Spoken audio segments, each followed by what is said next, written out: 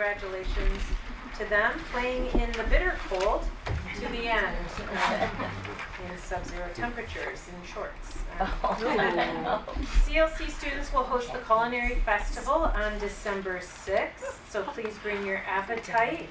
This raises funds for student scholarships. Admission is $20 for adults. The food and service is provided by students in culinary and pastry classes, as well as culinary faculty and program alumni. Many CLC students, staff, faculty, and their families will be participating in a celebration of Souls Day of the Dead in southern Mexico on December 6th as well. We have competing events.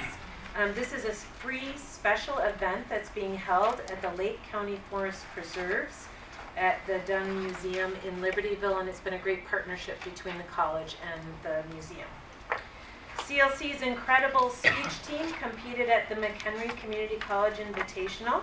CLC students Yvonne Montano took second in impromptu speaking and placed fourth in extemporaneous speaking, and Haley Wold won the communication analysis and placed third in impromptu speaking.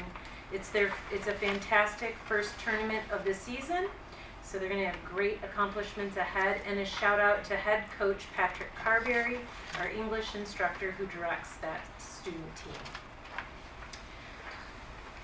We are just finalizing our Iccb recognition. So as many of you may know, every 5 years the Illinois community colleges are required to undergo an Iccb recognition evaluation to ensure compliance with state standards and to affirm the college's eligibility to receive state grants.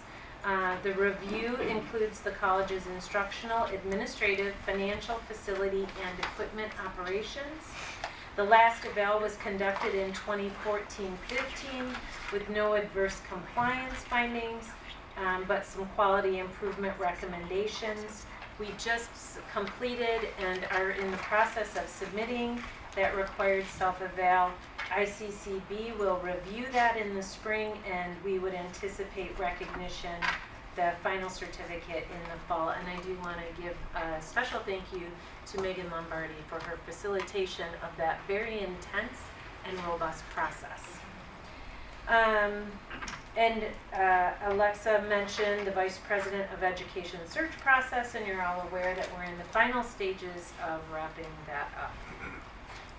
I'm going to move into the reports, and we're going to start out with fiscal year 21 budget guiding principles and priorities. You do have a handout in front of you. As you know, we're preparing for our launch of our fiscal year 21 planning and budgeting process, but before we embark in that process, we'd like the board input.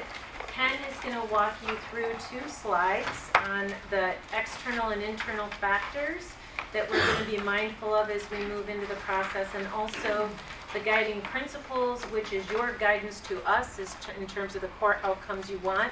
We put forward prior year as a starting point. So I'm going to let Ken walk you through that, and then I'm going to walk you through the proposed priorities. Okay. Thank you, Lori. To start off with the key driving factors slide, as the board knows, in prior years we were more concerned about the state higher education funding uncertainty, but with the last couple of years the situation's been improving, and with the conclusion of last year's budget we also saw some significant capital funding opportunities, so that was really a positive. Also, in terms of our property, for the property tax levies, we have had some strong new property growth, and also some modest amounts of inflation that will help us improve that portion of our revenue budget. Though we're certainly mindful of potential property tax freeze proposals in the state legislature. We'll be working hard to create funds for strategic investments to support our enrollment trends. And then also in terms of our labor and our compensation packages, we'll be needing to budget for the salary increases that are embedded in those lines. Also in terms of health insurance costs, we'll be working hard to control trend. And as we've done in the prior years, we'll also be keeping an eye out for funds that we can support our remaining other post-employment benefit liability payment. We'll be mindful of the campus master plan and its impact on the operating budget for next year. And then finally, we'll be monitoring state legislation for any potential pension shift funding legislations that may take place. Then in terms of our guiding principles, we've used these in the prior years, and we still think they're good principles for today. Make sure that we'll be working hard to align our budget with our strategic plan and goals. We will be monitoring our alignment of our priorities to student success, enrollment, capacity building, and organizational viability. We'll be working to achieve a balanced budget, as well as maintain the board's mandated minimum fund balance targets. And as we look at our tuition and fee strategies for next year, we'll be mindful of keeping our fees and tuition in the middle of our community college peers. And then finally, we'll work hard to monitor our budget to our stated accountability measures. So both of those slides kind of recap foundational concepts as we go into our budget development exercise. And this is really our opportunity to ask our board for any recommended changes or addition to our thinking as we're going into our next year's exercise. Right now, or can we ponder some of these things? We're bringing this forward as a first look As a for the first look, board. okay. We'll bring it back in December for you to affirm, but we wanted to get your There's feedback anything. first tonight, yes. So, and certainly capture any immediate reactions you may have. Well, having had the benefit of looking through this already a week ago in preparation for tonight's meeting with the chair and you, I do want to say I really appreciate having stated guiding principles that connect first and foremost to student success. I think it's really important from a value statement point of view from the College of Lake County. We're really stating our values right up front, that we are a student success oriented organization and we plan accordingly, and budget of course is a very big value statement in terms of how we go about that process, and knowing how deep you went as a staff last year with very difficult discussions and being extremely transparent in terms of each penny spent and why, and how an expenditure in one area meant somebody else didn't get the same dollar level, but in the service of doing the right thing for the College of Lake County educationally first. I just think that's super powerful. So I appreciate that we've come back to that.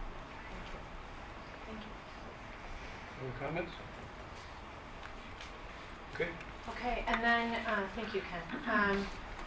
So the priorities that we are proposing at the present time, for this year, we are working hard, building off of what was already mentioned, to really merge the budget and the planning processes together so that we have our plan of action at the end of our budgeting. So we're thinking both about what are the big things we need to accomplish, and of those big things, which ones need a resource and where can we reallocate as well. So that's how we're approaching this process.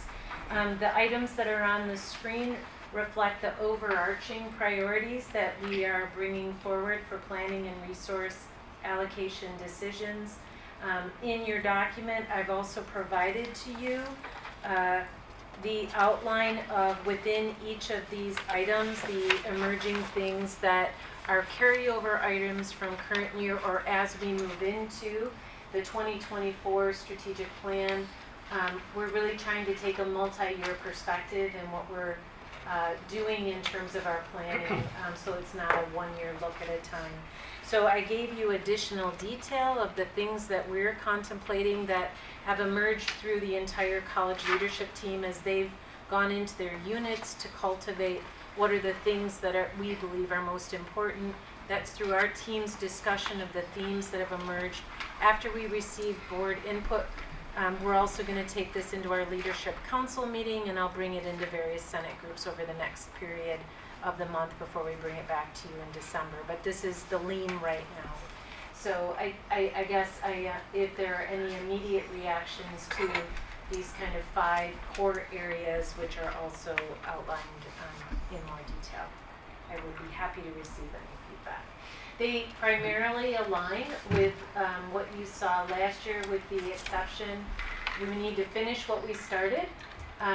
There is a pipeline expansion strategy that we believe we need to develop to mitigate the effect of what we know will be the enrollment declines of high school graduates, the number of high school graduates coming out starting in 2025. We do not want to wait to address that issue in 2025. We need to start that work now. So that's about building out dual credit pipelines, returning adult flexibility.